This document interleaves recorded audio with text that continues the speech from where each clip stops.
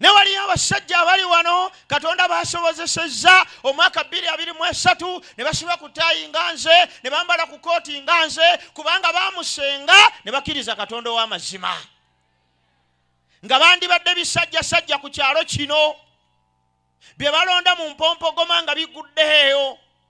Abavubuka abali wano bangi bandibadde banusa mafuta ga nnyonyi nga bali wano bali mu kuzina. Eno ndi mu kubuulira yakuba dansi obwongo bumugamba kuliko ekidongo. Naye okubeera nga wano wakalu nga tewaliwo muvubuka yenna ali mu kuba dansi kabonero akalaga tisinga Mukama tayimiridde naffe twandibadde balalu. Katonda akoze ebikulu, Katonda akoze eby'amaanyi, Katonda akoze ebinene kubanga omulabe bwe yayimuka okutwolekera Bayibuli egambye nti Katonda n'atamuganya.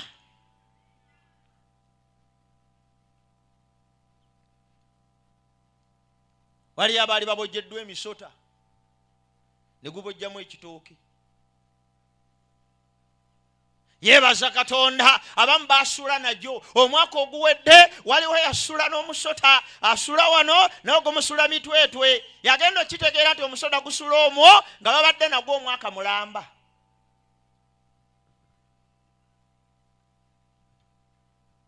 Katonda akoze ebikulu, Katonda n'akola eby'amaanyi, Katonda n'akola eby'obuyinza. Eddoboozi kye liva lijja nga liva ku kituuti kino nga lyogera eri buli muntu yenna azze wano olwaleero titolina kyakwekwasa. Olunaku olwaleero Katonda atukakasizza tituli bawanguzi n'okukirawo.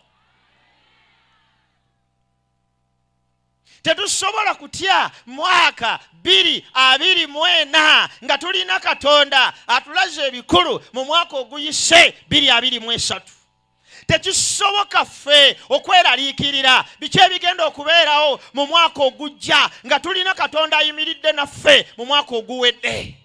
Basimu ne bannyabo, Katonda ayimiridde naffe mu mwaka oguwedde atulekeddewo obukakafu nti ne mu mwaka guno yakulembeddemu.